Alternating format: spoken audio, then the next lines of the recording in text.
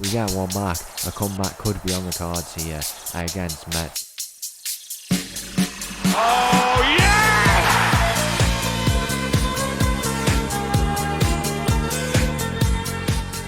Hello and welcome back to another episode as part of Borderline Glory here with St Etienne. Since last time out, we've had quite a few games of football, but in today's episode, we're going to be wrapping up our season, which has been a season of two halves, really. So last time out, we only had a 1 point from those games, a 1-1 draw and then a 2-1 loss as well in there.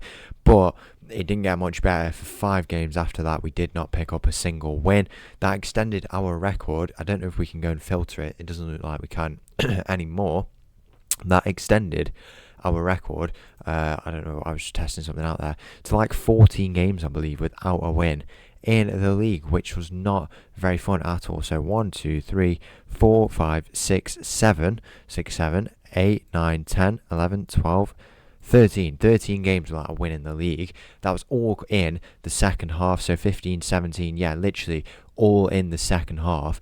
In the first half, we got 27 points, and then after in the second half, we only got 4 points or 5 points in those first 13 games, which was quite ridiculous. But we have pulled it back with 2 wins, a big win against Reims there, and then against Toulouse as well, a 4-1 win, which had goals for Musgrove, Guy, and Neuhard as well. Today we come up against Metz and Nice. It's another away day in both of these games. Metz should be a game that we can hopefully go and continue our win streak in, and then Nice, we can give them a very competitive game. Should we get 6 points today, we would finish with a top half finish by the looks of it, should one of these results go our way, particularly that Dijon game. They also were on the end of a 7-0 PSG loss, just as we were. If we go and take a look at the tale of two halves, if it will show us, we might go and look at that if it's not going to come out. Will it come up? Yeah, it will there. So the first half of the season here, 27 points from 17 games, 8 wins, 3 draws, 6 losses. The second half, we could genuinely be bottom. We are in, we're not doing too bad actually, but we've only picked up 11 points, and it was a lot worse, to say the least. But we can go and hopefully wrap up what has been a very successful season. If we take a look at how this team has done over the few years, they finished in 12th, 12th, 12th and 12th, and then the season before that was the season after they got promoted, 14th place, which was not bad for them at all. So 10th place finish even would be very, very good, but we would ideally like to go for that top 9 finish if it's possible for us. So hopefully that's something we're going to achieve today. Let's go and see if we can do it with an opening game against Metz. So the team for this game against Metz, we've got a few people returning, which is always nice. Drommel in goal, backline of Mitaj, Liddell, Gomez and Pedersen. We've got Mol, Nuhard, Dukas in the middle, Guy on the left, Musgrove on the right. I've gone with Milan up top, but we do have Sheriff on the bench. That is one to keep a look on. It's kick-off here in this game against Metz. Hopefully we're going to finish the season strong. I don't see why not. Obviously we had a bit of a blip in form.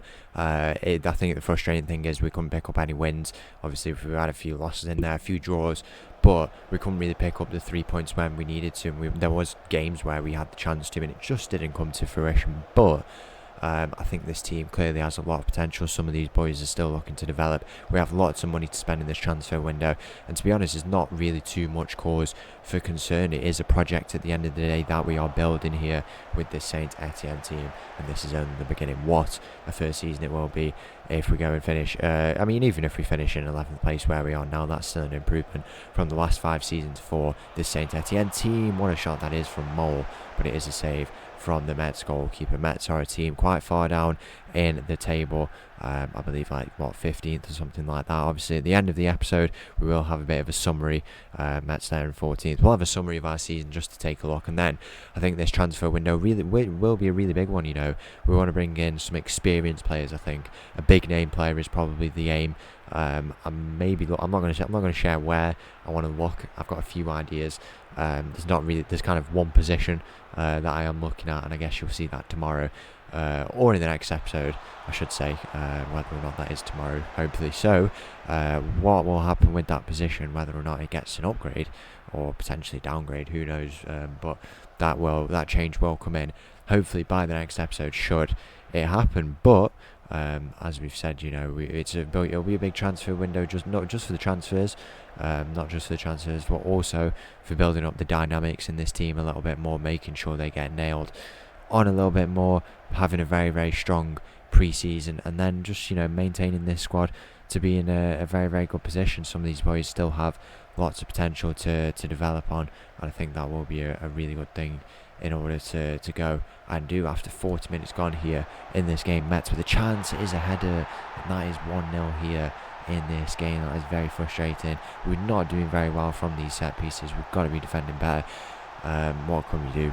We've got that height in there as well with Liddell and stuff like that. We do also have already some new signings that have been made, which will be interesting. All that money will definitely go a long way, but I do think it is a very, very exciting time for this transfer window to see what we can go and do, just building up that squad. And ultimately, I think it'll be a good one. I think it is going to go successfully, and hopefully only go and improve us. As a square ball here though, and these issues have got to be worked on in this transfer window. We cannot be affording to continue to perform like this. We do have quite the long summer break, 3 months I believe, or something like that, which is quite lengthy. But we've got to be really going and cutting out some of these issues that we are facing if we want to go and have a good season next. Here is Mithaj down that left hand side. He finds Giai, goes into Milan in the middle. The return ball for Giai. Can he go and look to square it? Where will he go? Can he pull it back? He does. He finds Nuhard. Square ball. Dukos in the middle. We get one back. A comeback could be on the cards here against Metz. It's a lovely finish. Nuhard finding Dukos, and that is exactly what we want to see here from these boys. But it's got to be there. It has to be there. We've got to go and put on a far better display here in this second half. 2-1 is a scoreline we can definitely overturn. Away from home, it's going to be all that more difficult, but we have the quality on the pitch. We have a rested squad as well. I think this squad is in a very healthy position to go on and put on a good display, but it's just down to them to whether or not they can go on and do it. There is one more position we do have to go and strengthen that I have just remembered, with Drommel being in goal, but it has already been strengthened. That is the goalkeeper position. Hint, hint. A new signing that could already have come in. Here's Milan in behind. He has the shot. He's put it wide. I think he's offside in the end. Anyway, that position could have already been strengthened. Let's just say that. In the goalkeeper, we did obviously have Severa go out. We cashed in on him. He wasn't going to extend his contract. I don't think we would have anyway. At 35 years of age. There was no point really going to extend that unless he wanted to be a backup. We brought in a younger goalkeeper, a better goalkeeper you could argue, which is very exciting to see what he can go on and do. Here's Musgrove with the shot. He's going to get a goal for himself. Our big money signing in that January transfer window. It's Milan who's gone and got the assist. He's given some big competition to Sheriff, not necessarily a natural striker, but he is actually a natural striker. I thought he was a right winger. I think I'm getting mixed up with someone else. But he could be the guy we look at, with the potential. I don't see why, 14 finishing. He's a bit on the smaller side, just like Sheriff. But he seems a bit more determined than Sheriff. And I guess it's out of the hands of Sheriff to say this, but less injury prone. Here is Giai. Oh, we're about to go and complete the turnaround into the back post. Liddell is getting up for that. It falls back out to Milan. Very hard working. Milan is as well, with his work rate on the ball and off the ball as well. Here he is. What can he do with it? He finds Mithaj. Can the return ball be onto Milan? It is. Can he square it? He does square it. It's an own goal potentially. It hits the post. I thought that had gone straight in, but it actually just smacked the post. How unlucky is that? That was, wow, that is very, very unfortunate really. Another thing I've just remembered as well that we will be keeping a very close eye on, especially with all these set piece issues. There's another set piece here for Metz, is the data hub. We have to have a very close look at that, see where stuff is going wrong that we might not necessarily see with the eye test, because the eye test is always the thing you should look at first, but the data hub can be a real good friend in building a team. Milan is in behind here. 3-2 it could be, but it is a save from the Metz goalkeeper. So unlucky to not go and make it. 3-2 here. We are absolutely all over this Metz team, and there's no reason why we shouldn't be. They're a team who we are quite a few points clear of in the table, and we are starting to build up a bit of form, this team. Throughout it all, to be fair, even when we went on a 13-game winless streak, managed to keep the dynamics up, and I think the issue with those 13 games was there was just some unhappy players, but now we've got to remove some of them. We're in a much better position. This team wants to fight and go and become they want to become a good team, go and be that team who can go and get that 6th place spot, maybe even one better in these seasons. Who knows really what they can go and do in this second season. And one thing I'm considering is PSG are on 94 points. We've got Lille 20 points behind them on 74, which should be a title winning total, maybe a few more points. And then Rennes, who are nearly 30 points behind PSG, nearly 20 points behind Lille. If these teams can do well in Europe, maybe that opens up another spot in Europe, to us, moves the Conference League spot down to 7th place, just like the Premier League, which is quite surprising doesn't already have it. I guess French teams don't do as well in Europe, but it would be ideal for that to be opened up for us and give us the extra spot. We would always like to go and do a little bit better, but I don't see why not. If they can go and open up that spot, go and open it up. And give us the 7th place spot. Should we have a bit of a blip in form, it would always help us out. We have had 8 shots on target to Metz's 3, but it looks like it is going to be a 2-2 draw. The first half wasn't ours.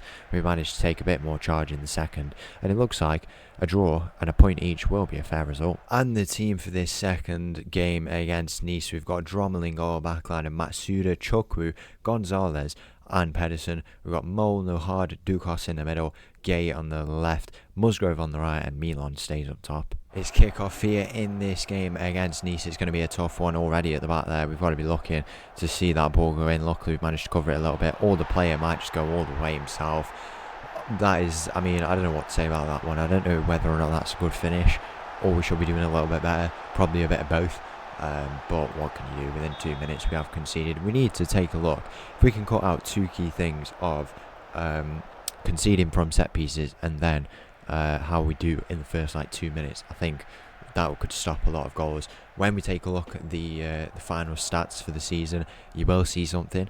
If I think it's what I'm thinking about, I don't really get the stat particularly, but if we kind of work it out what it means, you'll see what I mean about how annoying it is, and if we cut it out, how much we could really go on and improve as a team. That's surely an offside if I've ever seen one. The goal does go in, but there is a flag up on that side. We will have that final season review coming up.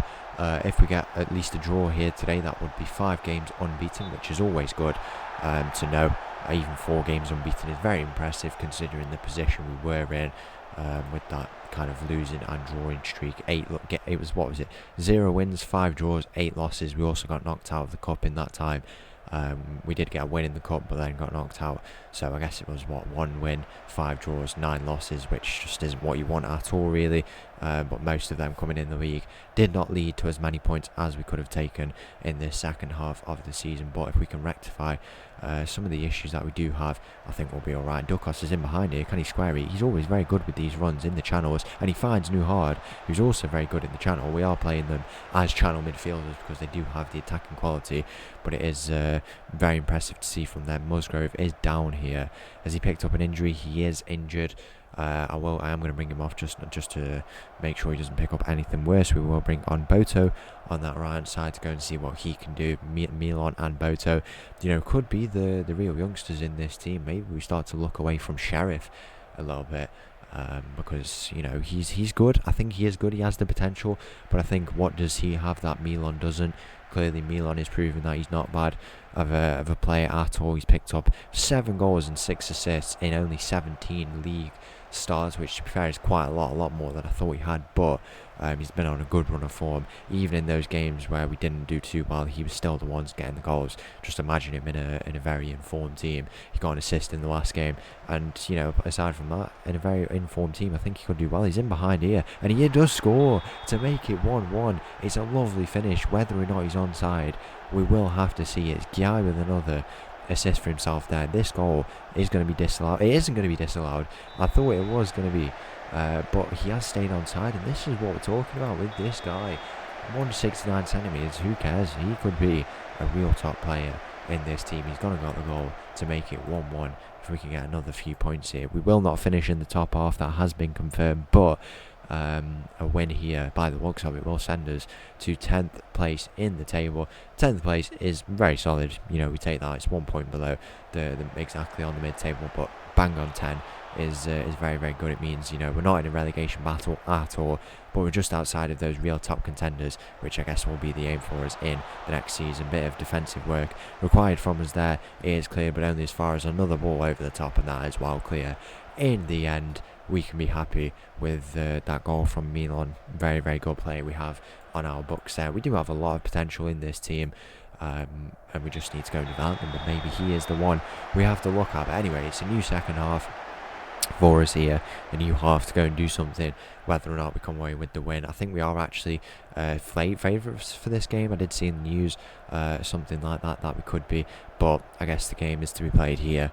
Forget the bookies odds. It's all about what we can do on this pitch right here, right now. There's some interesting balls being played here. It looks like a bit of a 5-back setup in possession for Nice here. It's a ball in behind. The shot will go in, and Drommel is forced into a good save there. Under real pressure. It looked like a bit of an offside, but I guess not in the end. We'll go and offer up some words of encouragement, go a little bit more positive here. We do have quality on the pitch to go and get a second goal and ultimately a winner here. If we can hold on to it, we will go up to that 10th place with a win here. Dijon are on quite a bad goal difference, so hopefully we can go and get that goal.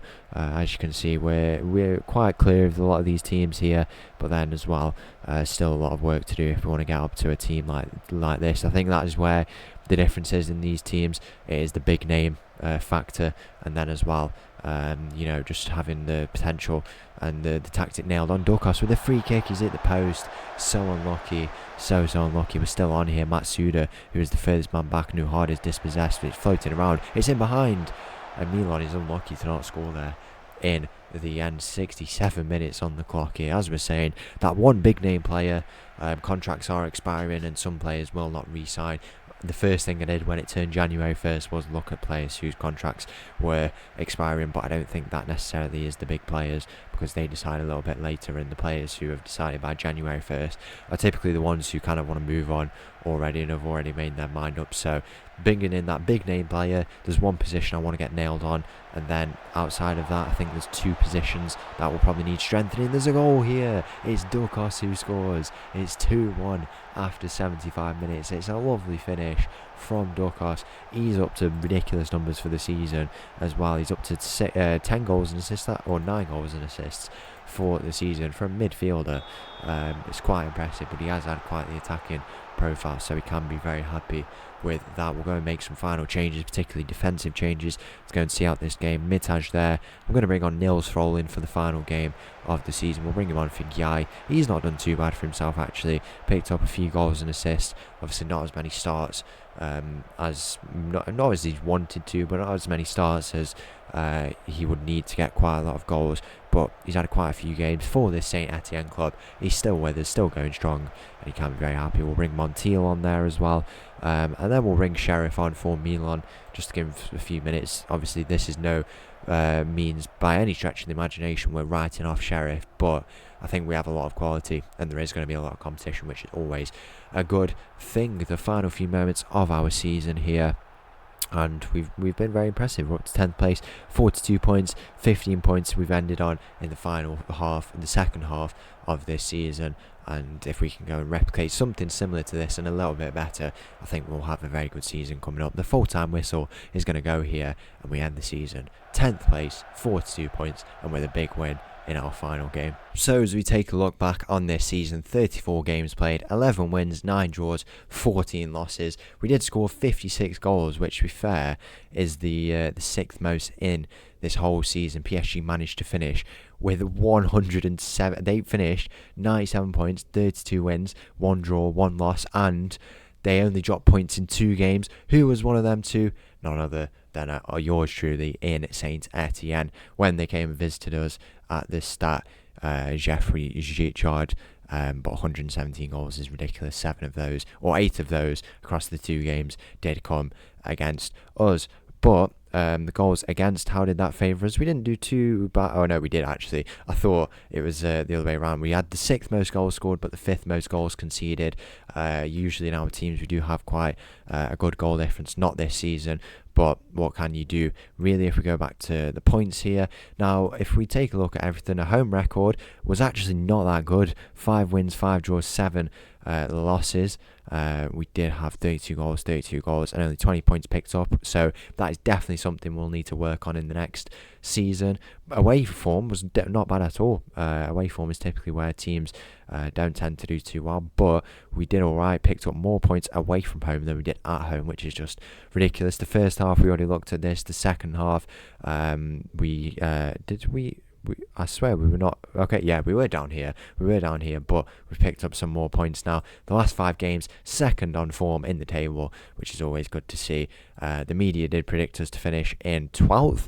I swear they did not finish. They did predict us in 12th, but that's showing us in the position that the media did predict us 150 to 1 for the title, outside of these teams who were 200 to 1 and less.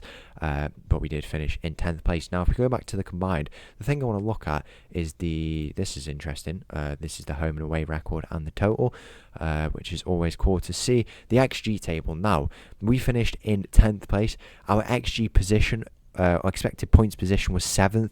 So that means we were expected to finish in 7th place. Now, what that means is we conceded, or we scored 49 goals, or was it less than that? 43 goals. I don't actually, this is a really weird one to get a head around. So we scored 56 and we were expected to score 49. So we scored more goals than expected. But this is the big one. Look at this here.